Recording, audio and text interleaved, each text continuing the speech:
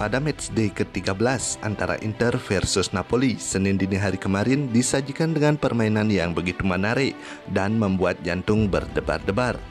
Ini merupakan salah satu match terseru di Serie A dan pada pertandingan tersebut ada kejadian yang menarik. Yuk kita simak. Selebrasi di depan kurva Nord El Toro setelah mencetak gol ke gawang Napoli. El Toro meminta maaf kepada penggemar ketika merayakan gol. Dia meminta maaf karena kesalahannya gagal mengeksekusi penalti saat derby Milan. Dia sudah 1 bulan belum mencetak gol, tapi dia selalu bekerja keras untuk Inter. Dia suka mencetak gol, tapi menang lebih penting. Mantan pelatih Inter Luciano Spalletti yang saat ini sebagai pelatih Napoli pada laga tersebut sampai tergeletak di rumput Giuseppe Meazza saat melihat tendangan roket dari Dries.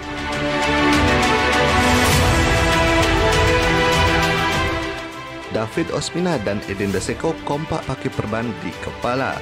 Setelah berbenturan antara kepala saat berebut bola di udara, mereka berdua merasa sama-sama kesakitan dan kemudian diperban oleh masing-masing tim. Victor Osimhen mengalami cedera dan terpaksa diganti pada awal babak kedua.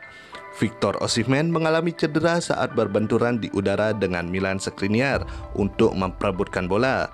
Menurut Sky Sport, akibat kejadian itu Victor Osimhen mengalami patah tulang mata dan dagu kiri serta harus menjalani operasi. Selain kejadian pada laga tersebut, adapun catatan positif negatif untuk fans Nerazzurri. Kini Hakan Çalhanoğlu mengambil alih posisi penendang penalti. Setelah mencetak gol pada derby Milan dari penalti dan El Toro gagal mengeksekusi penalti pada laga tersebut, maka kini Hakan Çalhanoğlu mengambil tendangan penalti pertama. Ini dibuktikan dengan dialah yang mengambil penalti pada laga versus Napoli. Inter hadir untuk merusak rekor Napoli. Sebelum bertemu Inter kemarin, Napoli adalah tim yang nyaris sempurna sejauh ini di Serie A. Dari 12 laga mendapatkan 10 kemenangan dan 2 hasil imbang. Dalam 12 laga itu pun Napoli hanya kebobolan 4 gol.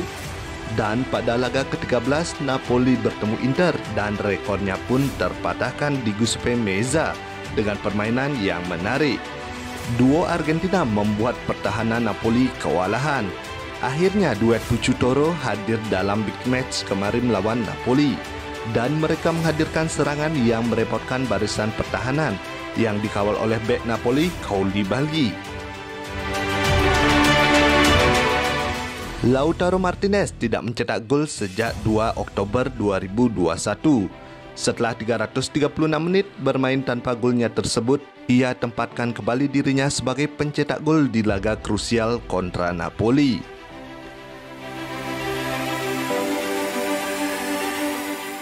Laga kontra Napoli menjadi catatan ke-10 kalinya Hakan mencetak gol dan assist dalam satu pertandingan di Serie A sejak 2017-2018. Hakan Çalhanoğlu memberikan assist dari corner kick untuk gol Perisic. Ini merupakan ketiga kalinya dia memberikan assist dari corner kick. Sebelumnya ia lakukan bagi Skriniar pada saat versus Genoa dan Dzeko pada saat versus Fiorentina. Dikutip dari Inter.it, striker Inter Joaquin Correa disebut cukup fit untuk turun dalam laga kontra Shakhtar Donetsk Rabu nanti. Correa memang mendapat sedikit cedera pada babak kedua kontra Napoli kemarin. Namun dilaporkan jika itu bukanlah sebuah cedera yang serius. Dikutip dari Sky Sport. CEO Inter Marotta mengatakan, "Saya harap Marcelo Brozovic akan bertahan dan memperpanjang kontraknya. Saya hampir yakin itu akan terjadi. Saya tahu dia bahagia di sini. Tidak mudah menemukan klub yang bisa memberinya apa yang Inter berikan kepadanya," katanya kepada DAZN. Dikutip dari Fabrizio Romano. Inter inginkan Jonathan David pada bulan Januari, tapi Lille ingin mempertahankan setidaknya akhir musim. Seperti yang kita ketahui, Inter sudah lama mencari striker yang bisa menggantikan Edin Dzeko. Menurut Friend of Telefoot, pemain yang membuat manajemen Inter jatuh hati adalah Jonathan David, striker kelahiran 2000 yang dibeli Lille musim lalu dari Genk. Jonathan menjadi top skor sementara Ligue 1 dengan 10 gol dalam 14 pertandingan. Pemain tim nasional Kanada tampaknya profil yang sempurna dari segi usia dan karakteristik untuk menggantikan Edin Dzeko yang berumur. Inter telah mengikutinya sejak ia masih di Genk dan sekarang. Menurut sumber yang sama, Inter ingin mendatangkannya pada bulan Januari. Namun Lille ingin mempertahankannya setidaknya hingga akhir musim. Kontraknya baru akan berakhir pada Juni 2025.